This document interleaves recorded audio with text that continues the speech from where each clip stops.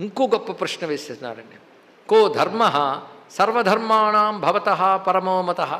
మీ అభిప్రాయం ప్రకారంగా అన్ని ధర్మాల్లో గొప్ప ధర్మం ఏది?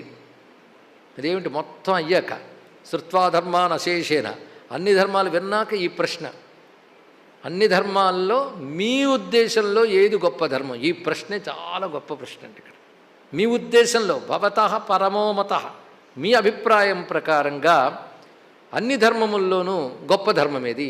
సర్వధర్మాణం పరమః, అన్ని ధర్మంలోని పరమమేది మీ అభిప్రాయం ప్రకారంగా? అది. ఎందుకంటే ధర్మాలకు ఏముంది, ఏది చెప్పినప్పుడు అదే గొప్పదని చెప్పాలి, అంతే కదా.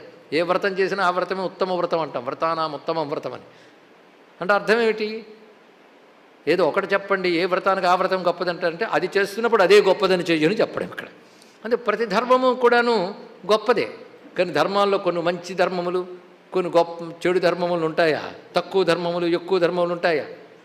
మరి ఎందుకు అలా చెప్తున్నారు అంటే, ఉంటాయి ధర్మములన్నీ గొప్పవే, చేయగలిగిన వాడు చేయగలిగినంత చేస్తూ ఉంటాడు. కొన్ని చేయడానికి వినాలి, కొన్ని చేయలేకపోయినా వినాలి ధర్మములు. ఎందుకంటే ఎలాగూ చేయలేకపోతున్నాం కనుక వింటే కొన్ని ఫలితాలు ఉంటాయండి. కలవు స్మరణాన్ ముక్తి అన్నట్లు ధర్మములు చేయలేనప్పుడు ధర్మస్మరణైనా చేయాలి. ఉదాహరణ అశ్వమేధ యాగం కలియుగంలో నిషేధం, కానీ అశ్వమేధ పన్నములు చదివినా వాటి పుణ్యం వస్తుందని చెప్పారు. కొన్ని కర్తువులు ఉన్నాయే కలియుగంలో చెయ్యలేకపోయినా దానికి సంబంధించిన మంత్రములు అన్నా విన్నా ఫలితములు వస్తున్నాయి, స్మరణ చేతను వస్తున్నాయి కదా. కనుక ధర్మములు కొన్ని విని చెయ్యగలిగినవి చెయ్యాలి, చెయ్యలేకపోయినా వింటూ మననం చేసుకున్నా అవి ధర్మఫలాన్ని మనకిస్తున్నాయి. అందుకే ధర్మములన్నీ గొప్పవే. కానీ మీ అభిప్రాయం అడిగాడు, ఇది చాలా ముఖ్యమైనది. మీ అభిప్రాయం అంటే ఎవరికి పెడితే వాడు నా అభిప్రాయం ప్రకారంగా అంటే, మీ అభిప్రాయం ఎవరికి కావాలండి? అభిప్రాయం చెప్పడానికి కూడా ఒక సంస్కారం అవసరం అండి. నాకు తోచింది కదా అభిప్రాయం చెప్పేస్తే నీ అభిప్రాయం ఇన్ మై ఒపీనియన్, నీకు తలకాయ అంతా నీ ఒపీనియన్ చెప్పడానికి.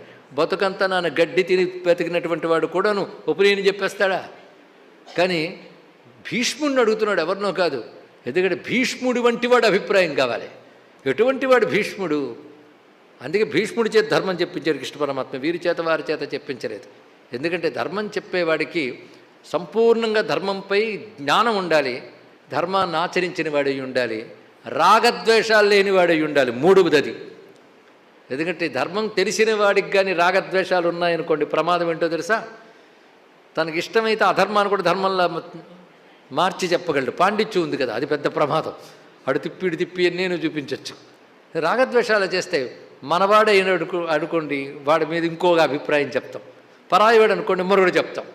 ఇందువల్ల రాగద్వేషాల వల్ల. కనుక అహం మమ రాగద్వేష దూషితం కాని అంతఃకరణం ఎవడుకుంటుందో వాడే ధర్మం చెప్పడానికి అర్హుడు అని కృష్ణ పరమాత్మ చెప్పాడు. ఇది బాగా గుర్తుపెట్టుకోండి. ధర్మశాస్త్ర పరిజ్ఞానం ఎంత ఉన్నప్పటికీ కూడా ఇటువంటి నిర్మలాంతఃకరణం లేనప్పుడు, భగవంతుని యందు భక్తి లేనప్పుడు వాడు ధర్మము చెప్పుటకు అర్హుడు కాడు. ఆ సులక్షణాలు ఉన్న ఎవరు? మా భీష్మాచార్యుల వారి దగ్గర, భాగవతోత్తముడి వద్ద.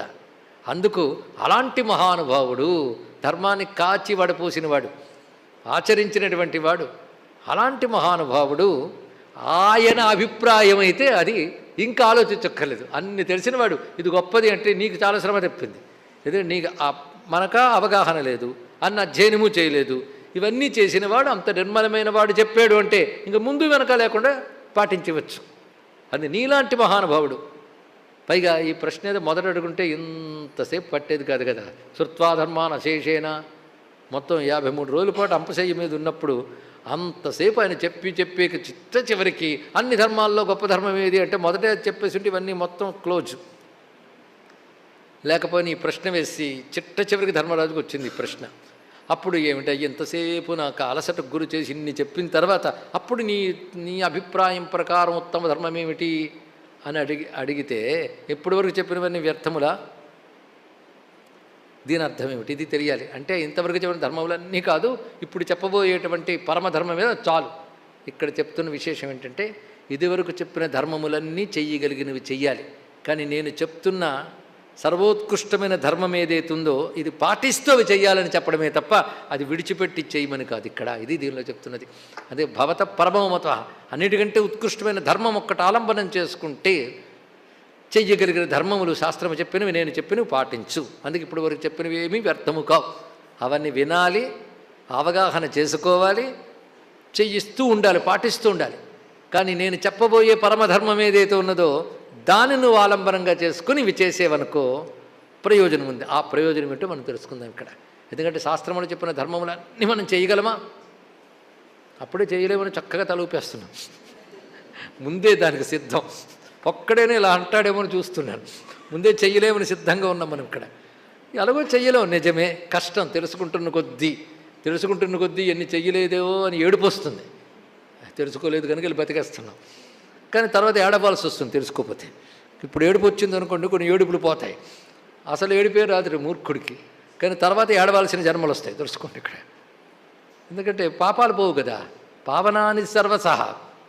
పాపాలు పోగొట్టుకోవడానికి ధర్మం చేయాలి. అంతేగాని కొత్త సుఖాలు వస్తాయని కాదు. ఇప్పటివరకు పోగు చేసుకొచ్చిన జన్మల నుంచి పోగు చేసుకుని వచ్చిన పాపాలు ఉన్నాయి కదా. ఆ పాపాలు పోలేదని ఎలా తెలుసుకోవాలంటే భగవంతుడి గురించి చెప్పినప్పుడు మనసు స్పందించకపోయినా, విషయంపై ఆసక్తి లేకపోయినా పాపాలు ఇంకా పేరుకున్నాయని అర్థం అండి ఇక్కడ. శ్రద్ధ లేకపోయినా పాపం వల్లే శ్రద్ధ రాదు. అందుకే పావనానిచ మాట చాలా ముఖ్యం. ధర్మముల వల్ల నువ్వు పవిత్రుడివి కావాలి అంటే పాపనాశనం జరగాలి కదా. పాపనాశనం ఇది ఇంకెందుకు? కనుక ఇన్ని ధర్మములు నిజమే. పాపనాశనం కోసం అన్ని ధర్మాలు చేస్తే కానీ పాపములు పోవు. పాపములు పోతే కానీ జ్ఞానం లేదు, భక్తి లేదు, మోక్షం లేదు. మరి ఏమిటి సమస్య అంటే, నేను చెప్పబోతున్న పరమధర్మం ఏదైతే ఉందో ఇది గట్టిగా పట్టుకుని నువ్వు కొద్దిపాటి ధర్మములు చేసినప్పటికీ కూడా ఈ చెప్పబోయే పరమధర్మంలో నారాయణ అనుగ్రహం వల్ల పరిపూర్ణమైన ఫలం లభిస్తుంది నాయన. ఇది దీని యొక్క ఉద్దేశం అండి. అందుకే ఈ వాక్యం చాలా ముఖ్యమైనటువంటిది.